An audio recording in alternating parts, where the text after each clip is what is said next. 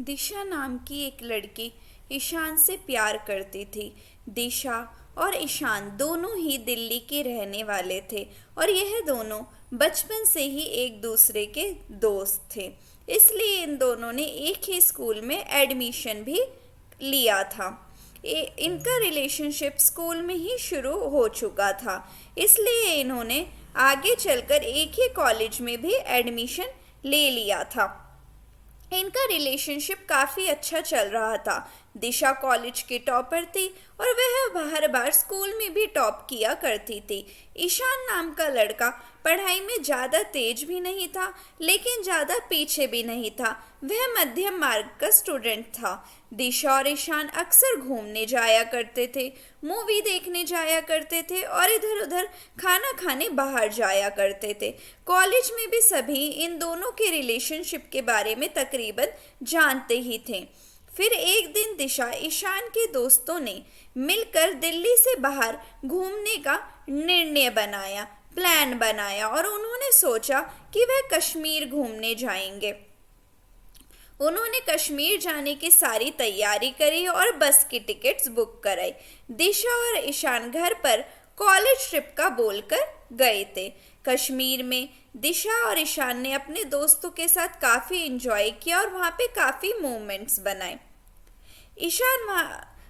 दिशा और ईशान वहाँ पर इतने करीब आ गए थे कि उन्होंने शारीरिक संबंध भी बना लिए थे। कश्मीर से लौटने के बाद ईशान अक्सर दिशा को नज़रअंदाज करता था और दिशा से ढंग से बात भी नहीं करता था। एक दिन दिशा सुबह कॉलेज में आई तो सब उसको देखने लगे, सब उसका मजाक बनाने लगे और सब उस पर हंस रहे थे और सब उस पर अश्लील अश्लील कमेंट्स कर रहे थे। दिशा को समझ ही नहीं आ रहा था आखिरकार सब उस पर क्यों हंस रहे हैं और सब उसको गंदी नज़रों से क्यों देख रहे हैं और सब उस पर अश्लील अश्लील कमेंट्स क्यों कर रहे हैं। तो दिशा सकपकाकर घर पर दौड़ी चली आई और अपने कमरे में घुसकर रोने लगी। यह देखकर दिशा की माँ को दिशा की बहुत चिंता हुई और उन्होंने दिशा के कमरे के गेट को बहुत ज़ोर ज़ोर से खटखटाया, लेकिन दिशा ने गेट नहीं खोला। उन्होंने फिर खटखटाया, लेकिन दिशा ने गेट नहीं खोला। फिर दिशा की माँ ने दिशा के पापा को कॉल किया। दिशा के पापा दफ्तर से जल्दी से घर पर भाग कर आए और उन्होंने दरवाजे को खटखटाया, लेकिन दिशा ने फिर भी नहीं खोला। फिर उन दोनों ने दोबारा खटखटाया तो दिशा ने रोते हुए दरवाज़ा खोला। दिशा को इतनी ज़्यादा रोते देख उनको समझ ही नहीं आ रहा था कि दिशा को हुआ क्या। दिशा को भी समझ नहीं आ रहा था कि आखिरकार वह यह बात अपने पापा और मम्मा को कैसे बताए। उसकी माँ और उसके पापा द्वारा बार बार पूछे जाने पर उसने उनको फिर वह वीडियो दिखाया जो उसकी फ्रेंड ने उसको भेजा था। दिशा के पापा उस वीडियो को देख नहीं पाए। दिशा की माँ बहुत रोने लगी। दिशा के पापा को बहुत ही ज़्यादा गुस्सा आया कि तुमने हमारे विश्वास का यह अंजाम दिया है। दिशा के पापा भी फिर फूट फूट कर रोने लगे। उन्हें समझ ही नहीं आ रहा था कि आखिरकार अब करे तो क्या करे। सारी दुनिया यह वीडियो देख रही है।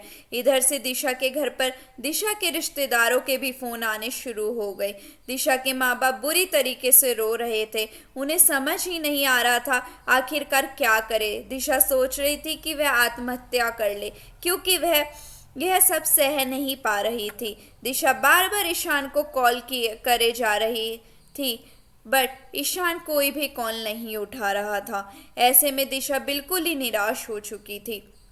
तो यदि ऐसी किसी लड़की का कोई वीडियो बनाकर वायरल कर देता है तो उसे इस सिचुएशन में क्या करना चाहिए, आइए देखते हैं, ताकि माँ बाप और दिशा जैसी लड़कियों की मदद की जा सके।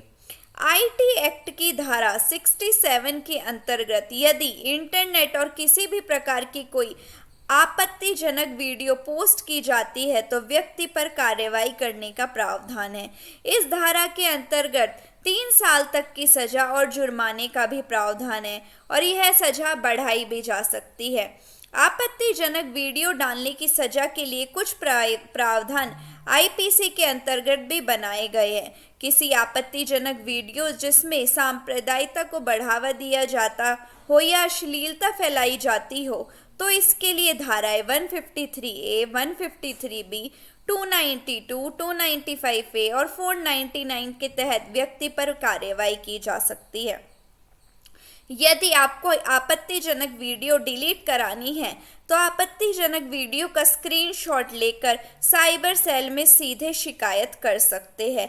यह वीडियो का लिंक URL साइबर सेल को देना होगा। अगर IT एक्ट में आपने केस पहले ही फाइल कर दिया है तो आप उसकी FIR के कॉपी साइबर सेल में जमा कर सकते हैं।